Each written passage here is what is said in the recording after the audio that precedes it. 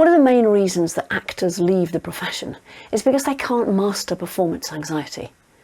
It's natural to feel nerves, but as actors we can't allow those nerves to overtake us and to prevent us from performing. The reason you're anxious is because something will have happened in the past to make you realise that things don't always go the way you had planned. So instead of remembering all the times when things went really well for us, we just focus in on those times when things went badly wrong. And in doing so, we program our minds to think that's always likely to happen, that is going to happen, that is happening, that will always happen, and it can never not happen. The brain's a clever thing, you see, and we have to reprogram it in order to be able to persuade it, to be able to teach it, to be able to reprogram it, to prove that we can do it without fault. So let's imagine you're playing the I can't do this program. Your body is going to follow suit. It's going to do that thing that happens when you see a bull in a field. It's going to do that thing when someone overtakes a cyclist in front of you and suddenly you are car to car going 60 miles an hour down a dual carriageway. When the body makes a choice whether to fight or whether to fly, whether to stay or to run off, the body's producing a huge amount of adrenaline. Now, adrenaline is a hormone but acts like a really powerful drug, and it produces a number of physiological and psychological symptoms that you, the nervous actor, might recognise. The sweating hands, the shaking, the accelerated pulse, the face starts to flush, your body starts to shake, you lose dexterity, you stop breathing, and eventually, if you carry on stopping breathing, you will pass out. And your body is doing that deliberately. It's reminding you that you are under threat. And as long as you play the program of threat, your body will be in flight mode. When you're in flight mode, the audience is the enemy. When you're in flight mode, this is all about you, and it's nothing to do with them. In order to face the audience, in order to enjoy your time on stage, you have to learn to love the audience.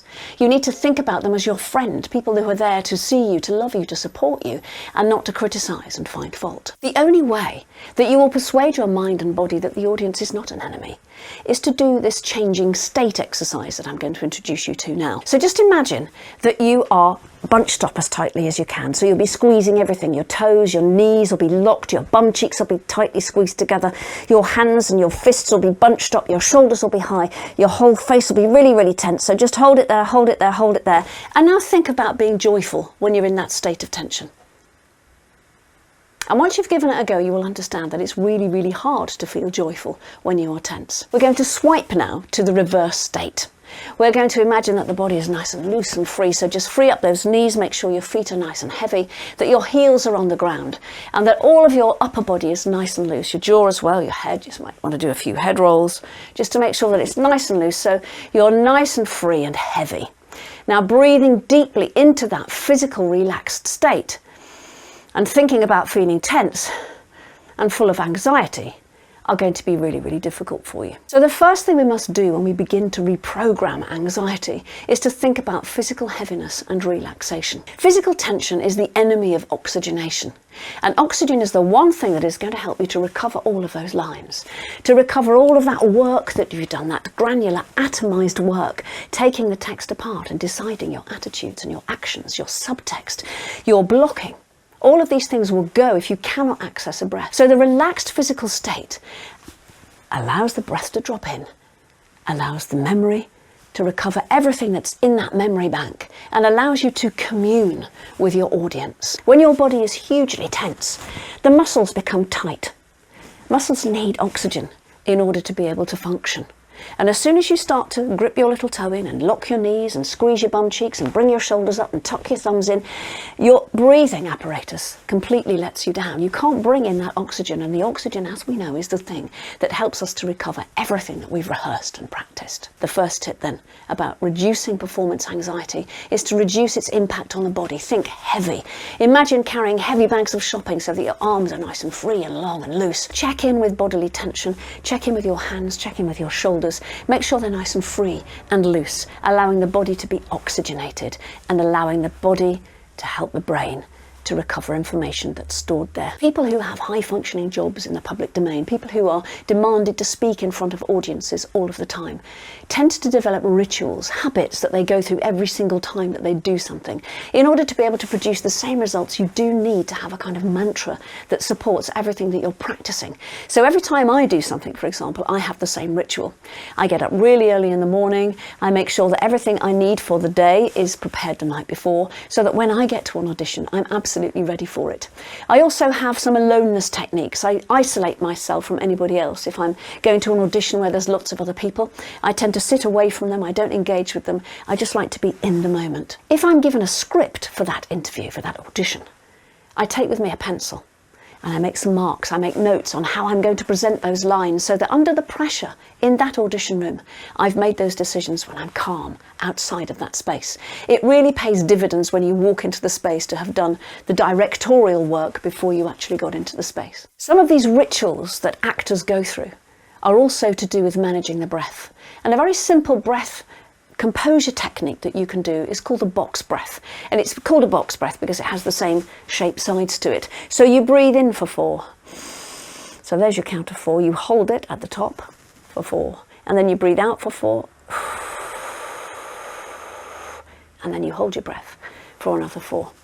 And if your heart's racing away and your hands are sweating and you're starting to lose dexterity, the box breath is really going to help you. A more sophisticated breathing technique than the box breath is the 4-7-8. You might want to make it 9, it's entirely up to you. But breathing in for 4, holding for 7, and breathing out for 8. And on the out breath, you might just want to really engage with the diaphragm by resisting the breath slightly with the teeth and the tongue. Shh. That little bit of resistance here in the mouth will prevent that breath from going shh and just disappearing altogether very quickly. These breaths are really important in terms of oxygenating the brain and for regulating your heartbeat. It also reduces the amount of adrenaline that's pumping around your body, so the drug is reduced in its intensity, and you are now starting to be able to build self-mastery into your performance anxiety management techniques. It's natural to be nervous for auditions. We're meeting often a group of unknown individuals. But the one thing you can do to break down that barrier of the unknown is to do some research about the people that you're likely to meet. It will be pre-advertised by a casting director or by whoever has sent you that invitation to audition, who you are going to meet. And it's really important as soon as you enter that space that you are able to identify the decision maker. Who is the person that is likely to be the person that says yes or no to you? Identifying the decision maker means that you can answer questions tailored to their area of expertise. So knowing who they are before you get there is a really, really key part of preparing and almost guaranteeing that you might get a recall. For example, they might have a website. The theatre that's representing the show that you might be auditioning for, or the film or the production company, will have information about that particular creative. So do your homework. What have they made? Who have they worked with? What are their connections? What's their story? How did they start? What is their zero to hero journey from where they started to where they are now? And probably most importantly, if they've written anything, it's really helpful if you can try to have read it. It's likely that casting directors may also have written books and journals and may have contributed to academic work. It's really important that you have some sense of those achievements, because they're things that you can talk about. And those things, those pieces of knowledge, are going to show that you are an actor beyond the ordinary. You are an actor that truly is invested in this piece of work, working with these creatives.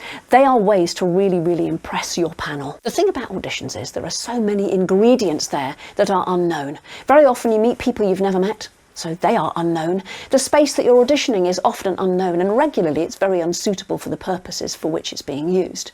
And thirdly, you may be given a script with which you are very, very unfamiliar. You may never have seen it before. It may be a language system you're not used to using. It may be a classical piece. It may be a piece in translation. It may be a modern piece where the language is very sparse and there's lots of punctuation that the director wants you to be able to interpret.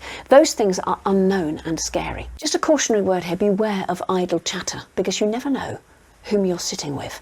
You never know who is listening or who's planted in a room, particularly a waiting room before an audition.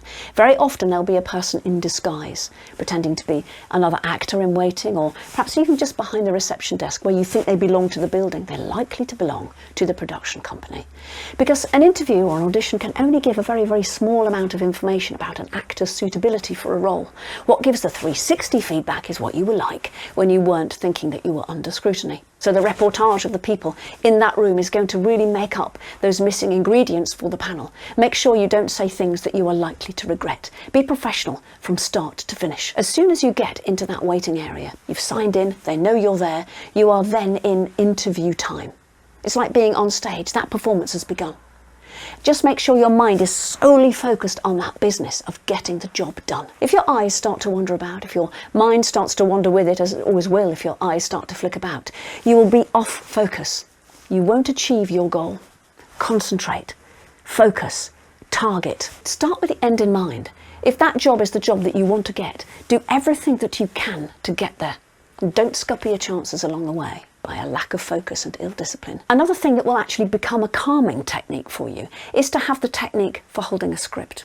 Let's imagine I'm doing a TV interview here today. If the script is here, I'm able to continue to look down the lens. The director, the camera director, the director of photography is going to be able to see me completely without the obscuring of the script. It's not about the lines. It's about what you look like on the camera.